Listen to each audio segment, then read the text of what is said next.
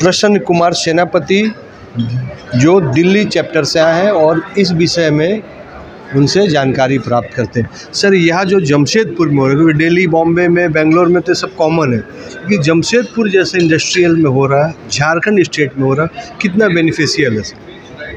नहीं, मेरा जो मानना है कि इसका जो मैक्सिमम बेनिफिट तो जमशेदपुर झारखंड एरिया में होना चाहिए, क्योंकि मैक्सिमम जो मैन्युफैक्चरिंग सेक्टर में जो इंडस्ट्रीज है, ऑटो सेक्टर में जितना इंडस्ट्रीज है, इंफ्रास्ट्रक्चर का जितना इंडस्ट्रीज है, माइनिंग, कोल का जितना इंडस्ट्री, सब तो इसी एरिया में ही है। तो यही एक एरिया है जहाँ पर इंडस्ट्रियल इंजीनियरिंग का सबसे बहुत महत्व रहता है। मतलब एक तो लैब का काम करता है, या ये सबका एक एक्सपेरिमेंटल ग्राउंड यहाँ होता है। दिल्ली में हम लोग तो रहते हैं, हम बहुत सारी ट्रेनिंग प्रोग्राम ऑर्गेनाइज करते हैं, कंसल्टेंसी देते हैं, बट वहाँ पर बेसिकली कॉर्पोरेट ऑफिसेज, हमारा जो आसपास जितना भी इंडस्ट्री है उनका कॉर्पोरेट ऑफिस दिल्ली में, नोएडा, गुरुगांव, वो सब में रहता है। बट जमशेदपुर ऐसा जगह है जहाँ पर एक्चुअली इंडस्ट्री को फील्ड में आपको मिलता है। तो बेसिकली ये जो फील्ड में जो काम करना, जो इंडस्ट्रियल इंजीनियरिंग क्या है, बेसिकली ये फील्ड का काम है। तो वहीं जाके प्रोडक्टिविटी का इम्प्रूवमेंट करना है।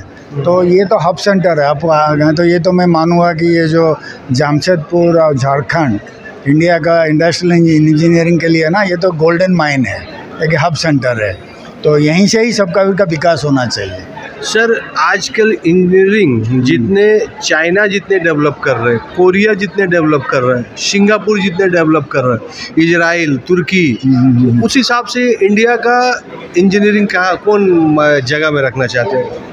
नहीं, ठीक है, इंडिया वो अपने जगह पर बहुत सही जगह पर है। ये हमने फास्ट ग्रोइंग इकोनॉमी है, हमको ज़्यादा टाइम नहीं लगेगा। जो हमने साउथ कोरिया, जापान से और मे भी चाइना को हम पीछे छोड़ देंगे। तो हमारा जिस टाइप का इंफ्रास्ट्रक्चर डेवलप होते जा रहे हैं, जिस टाइप का इंजीनियरिंग इंडस्ट्री का डेवलपमेंट हो रहा है इंडिया में, ये तो हम बहुत जल्दी, बहुत टाइम नहीं लगेगा, हम इनको सबको सरप्रेस करके आगे बढ़ेंगे। सर, जो इसका थीम है सर, AI और ग्लोबल इन्वायरमेंट, हाँ, और डिजिटल, तो इंजीनियरिंग को इसमें कैसे इन्वॉल्व किया जा सकता है सर? देखिए, ये जो इंजीनियरिंग का ना, ये जो आज का जो थीम था, ये एप्लीकेशन ऑफ आर्टिफिशियल इंटेलिजेंस, जो आज का डिजिटाइजेशन, आर्टिफिशियल इंटेलिजेंस, इनका जो इन्वेंशन हुआ है, उसका जो इम्पैक्ट ऑन इंडस्ट्रियल इंजीनियरिंग के ऊपर क्या पड़ेगा, वही तो विषय का चर्चा है। हम लोग उसी को डिस्कशन करने के लिए यहाँ आए हैं। तो मैं मानता हूँ इसने का जो अभी 2 क्लासेस हमने एक्सटर्नल अमेरिका से क्लासेस ले रहे थे ऑन आर्टिफिशियल इंटेलिजेंस, ये हमको काफ़ी रास्ता दिखाने का काम करेगा। एंड हम सोच रहे हैं कि इंडिया में हम आर्टिफिशियल इंटेलिजेंस को कैसे इन्वॉल्व करेंगे, उसको हम देखेंगे। सर, अभी आर्टिफिशियल के साथ इंक्लूड करके कौन कौन से इंजीनियरिंग कॉलेज है, कौन कौन से गवर्नमेंट इंस्टीट्यूशंस है जो इसमें काम कर रही है? नहीं, मोस्ट ऑफ दी जो आपका जो IT एंड कंप्यूटर साइंस का जितना भी इंजीनियरिंग ग्रेजुएट इंडिया से निकलता है, सब लोग आर्टिफिशियल इंटेलिजेंस से जुड़े रहता है। आर्टिफिशियल इंटेलिजेंस ऐसा है कि सब्जेक्ट हो गया है, वो आपको कोई भी एरिया को छोड़ा नहीं है।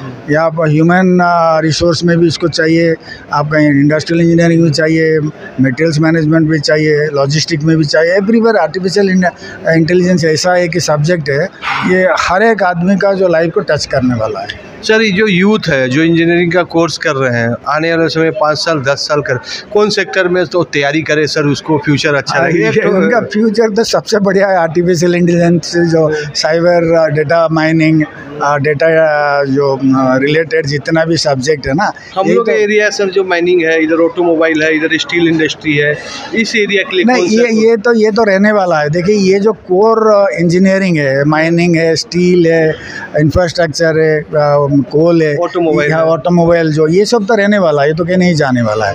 ओनली जो आज का हमारा पास जो प्रेशर है, जो भी प्रोडक्शन इसमें हो रहा है, उसी को सबसे जो मोस्ट इकोनॉमिकल वे में हम कैसे कर सकते हैं, एंड इसमें आर्टिफिशियल इंटेलिजेंस का हम कैसे यूज कर सकते हैं, ताकि इसका कॉस्ट ऑफ प्रोडक्शन सबसे कम हो।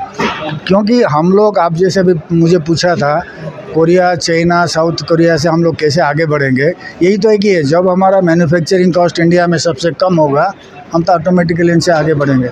तो हमारा जो मेन एम्फेसिस है कि जो कॉस्ट ऑफ मैन्युफैक्चरिंग इंडिया में कैसे कम से कम हो, सो दैट हमने बाकी जो कंट्री है, आप चाइना बोलिए, जापान बोलिए, साउथ कोरिया बोलिए, जो लोग इंडिया में उनका प्रोडक्ट डंप कर रहे हैं, हम इसी से भी कम दाम में मैन्युफैक्चर करेंगे एंड इनको सप्लाई करेंगे। ग्लोबल वार्मिंग इसका कितना बड़ा चैलेंजिंग है? ग्लोबल वार्मिंग तो है ही, चैलेंज तो है, ये ग्लोबल लेवल का है। एंड इंडिया का तो मुझे नहीं मानता है, ये तो डेवलपिंग कंट्री है, उनका कंट्रीब्यूशन मुझे नहीं लगता इतना ज़्यादा है, बिकॉज हम लोग का पर कैपिटा जो कंजम्पशन है बहुत कम है कंपेयर टू डेवलप्ड कंट्री है। सो हमारा जो आपका ग्लोबल वार्मिंग का लिए इंडिया का कंट्रीब्यूशन इतना ज़्यादा नहीं है, लेकिन एक अच्छा अपॉर्चुनिटी है और ग्रेट फ्यूचर है। ये इंडिया के लिए अच्छा फ्यूचर है। अब तो लर्निंग ग्राउंड है, अगर हम लोग आर्टिफिशियल इंटेलिजेंस को अगर हर एक वे ऑफ लाइफ कर देंगे तो नेचुरली ये तो बहुत ही वर्ल्ड में विल बी नंबर 1 कंट्री होने वाला है। नंबर 1 कंट्री बन सकता है। और इंजीनियरिंग डिपार्टमेंट, इंजीनियरिंग रिसर्च और इस टाइप का संस्था जो IIE जमशेदपुर दिल्ली चैप्टर के सर थे, इन्होंने अपनी बहुत अच्छी शेयर व्यूअर को बताया। आपके पास भी कोई अगर नॉलेज है, कुछ कमेंट्स है, कुछ सलाह है तो हमारे चैनल में दीजिए। हमारे चैनल से जुड़े हुए हैं, पूरी टीम जुड़ा हुआ है। कुछ सजेशन अच्छा लगेगा तो लोग ज़रूर इंक्लूड करेंगे। लेकिन इंडिया का अच्छा बेटर टाइम है, इसका फ़ायदा उठाइए। AD लाइव वीडियो को लाइक कीजिए, चैनल को सब्सक्राइब कीजिए। AD लाइव की पूरी टीम की ओर से सभी को धन्यवाद। जोहार।